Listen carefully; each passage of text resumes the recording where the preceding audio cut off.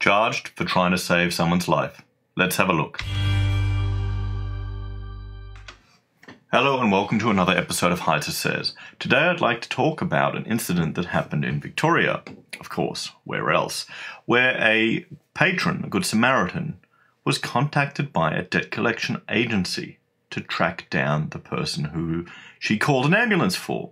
Now this is all the more interesting because right now Stefan Molyneux and Lauren Southern are being sent a bill for about $69,000 last I heard, because Antifa decided to protest their event, and the Victorian police can't afford to charge Antifa. They have to charge the event organisers. Now, that it's just insane, really, that that's going on, because I honestly thought that was the police's job. So let's have a look at this article. So it's from the ABC. Good Samaritan chased by debt collectors after calling an ambulance for a man hit by a car. So this is Jenna. A Good Samaritan who called an ambulance after a man was hit by a car is angry that her private details were forwarded to a debt collection firm seeking payment for the emergency call-out. Now, apparently a lot of people in Australia think that ambulances are covered by Medicare. We have a state-run, pretty much, health system, which we all pay into. Some of us choose to have private health cover as well. But ambulances aren't covered by that. So Jenna, who withheld her surname, quite rightly, was riding her bike to work in Melbourne in March when she saw a man getting hit. Wow. No one stopped to help. Yeah, the people are nice, aren't they? And she was trained in first aid. She went back and called 000 from her mobile. The man, named Will, was in shock and pain and too frightened to go to hospital, Jenna told the ABC radio in Melbourne. I guess the first thing I noticed, though, was that this person looked like he'd been homeless for a significant period of time. Okay, so this is a homeless guy that the debt collection agencies are chasing. Wow. I was pretty worried about his state of health and well-being. Will refused to go to hospital. I guess he knew a bit more about the way things work than I do. Yeah, so he probably knew that this would cost him $1,000, that he'd be put in debt and they'd be chasing him down. I just assumed he wouldn't be paying for things. He was homeless and therefore he'd be looked after. A few months later, she was contacted home on her mobile by Australian Receivables Limited, a company which offers a range of debt collection services. I heard this really strange message about calling a debt collection agency, Australian Receivables Limited, and I thought that's really odd. And just think, these guys are going to get a cut of the money that they extract from the homeless person for using the ambulance service. This is just, About an hour later, my mobile rang and it was ARL, and they wanted to talk to me about the invoice that was due to Ambulance Victoria. And this is in Victoria, the gender equality, safe schools utopia, where they charge you if protesters turn up to your event. It's not ethical to chase debt from homeless people. Well, it's not ethical to chase these debts from anyone because we're paying for it all. And now I've got an idea of how we can fund this with money we're already paying. Jenna said on the second call she threatened the company with legal action. At that point, I got a bit cranky. I said, "This is completely inappropriate. I'm really distressed. You've called me on my home number, and now you're calling me on my mobile." Well, yeah, that's what they do. It's unethical and outrageous. Speaking on ABC Radio, Mick Stevenson, the Executive Director of Emergency Operations for Ambulance Victoria, apologised. Well, of course you're going to apologise. Jenna's got every right to be incredibly frustrated and disappointed because it's wrong, he said. They called to identify if Jenna is responsible for the bill. She's not responsible for the bill, so that should have been the end of the matter. What happened after that is not procedure. Ambulance Victoria is now investigating the incident. Well, who cares what your procedure is? You farmed that bill out to a debt collection agency, and they'll do whatever they can to get that money back. Okay, I have a client who stiffed me for about, 14 grand? Well, no, so it was 12 grand. And then with the interest, it's 14 grand. So right now, I've had to go to court. I've tried the debt collection agency. They didn't work. I've had to go to court, get it awarded in my favour, and he didn't turn up, so an arrest warrant is being issued now by the sheriff, or the bailiff. That'll be interesting to see where that goes. But you know, you can't really, your procedures are irrelevant to the third-party debt collection agencies.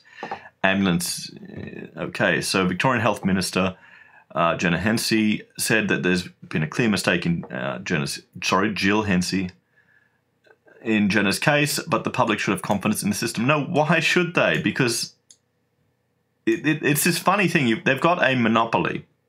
Okay, they're a state-enforced monopoly on the transportation of people in emergency situations. There's no competition. There can't be any competition.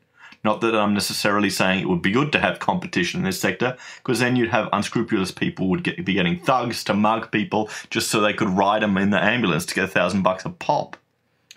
The circumstances about the case we've heard today are concerning, and I know Ambulance Victoria are taking those seriously.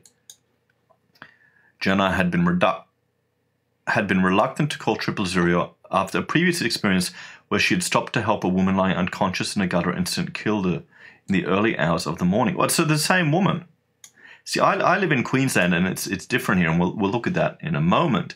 I've had to call ambulances. Even when I was doing Uber and you see people, as you're driving past, I called ambulances just in case. Even if they get 10, 20 calls. There's cases where there was a woman, and it's quite a famous example. A woman was being attacked in a street, and there were like 50 witnesses, and none of them called. When police arrived, they were aggressive and rude to both her and the woman, she said. So there was some trepidation that she made another call to 000. Well, there you go.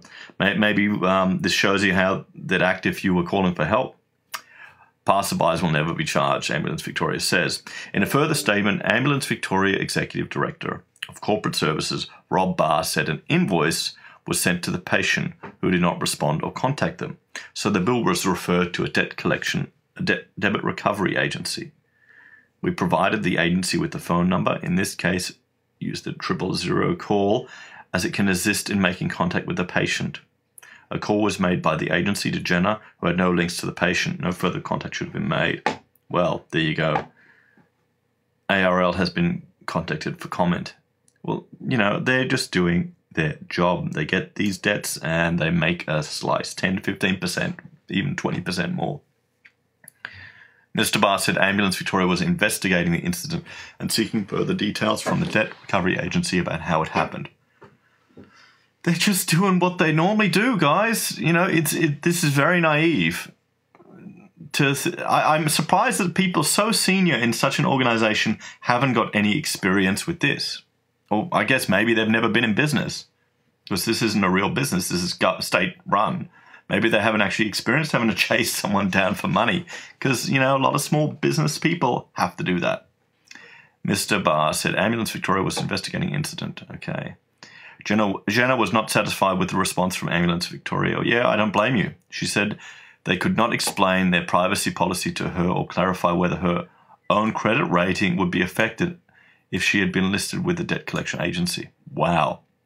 After Jenna's story was aired, ABC Radio Melbourne received dozens of calls from members of the public with similar complaints about being chased by debt collectors from Ambulance Victoria. So there you go.